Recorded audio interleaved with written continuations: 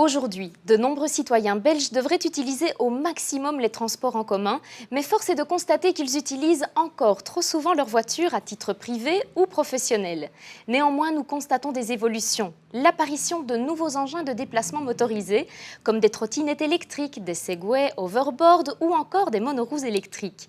Des compagnies d'assurance s'intéressent fortement à ce marché et à ses évolutions, comme nous l'expliquent aujourd'hui Bertrand Roussen et Frédéric Van Dieren de chez AG Insurance. Bonjour Frédéric, bonjour Bertrand et bienvenue à tous les deux. Alors, quel est le profil d'utilisateurs de ces nouveaux engins de déplacement motorisés ? Alors c'est un marché en effet qui est en pleine expansion. Nous constatons que 2/3 des utilisateurs empruntent cette nouvelle mobilité, entre autres pour se déplacer entre leur domicile et leur lieu de travail. Alors avec un temps d'utilisation qui n'est pas neutre, ça va de 3 à 6 heures par semaine. Et puis on a un profil qui est peut-être un petit peu plus âgé que ce qu'on suppose, 38 ans de moyenne, donc c'est un marché qui n'est pas exclusivement réservé entre autres aux étudiants.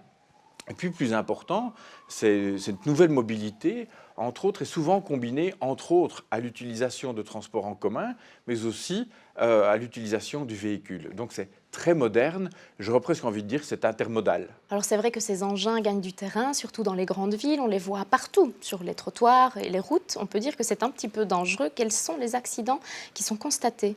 Donc, nous avons réalisé avec l'Institut VIAS une enquête auprès de plusieurs centaines d'utilisateurs. Alors, les résultats montrent que 50% des utilisateurs n'ont pas encore eu d'accident, 10% ont eu un sinistre avec uniquement comme conséquence des dommages matériels, 35% ont quand même eu des petites blessures suite à l'accident, et plus important, 5% des utilisateurs déclarent avoir eu un accident avec des dommages corporels ayant nécessité une intervention médicale professionnelle, voire une hospitalisation. Donc 5%, c'est quand même assez important. C'est effectivement non négligeable. Des mesures préventives s'imposent ? Alors bien sûr, en tant qu'assureur et certainement avec la contribution positive de courtier, on est très attentif à l'application de mesures préventives. Je pense que l'utilisateur doit tout d'abord fortement s'informer sur la qualité du produit qu'il va acheter. Aujourd'hui, il peut même évidemment suivre aussi des formations pour se familiariser avec le maniement de ces nouveaux engins de mobilité.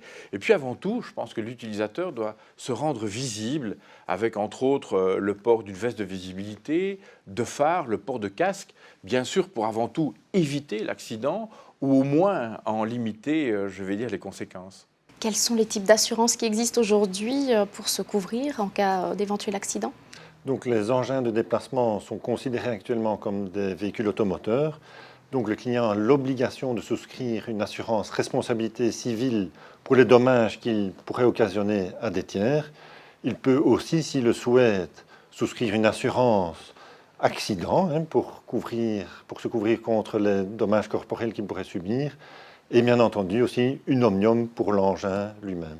Merci Frédéric et merci Bertrand pour toutes ces explications. Je suis sûre que si les téléspectateurs qui utilisent ce type d'engin nous ont suivis, toutes ces informations leur seront très utiles. À très bientôt sur Canal Z.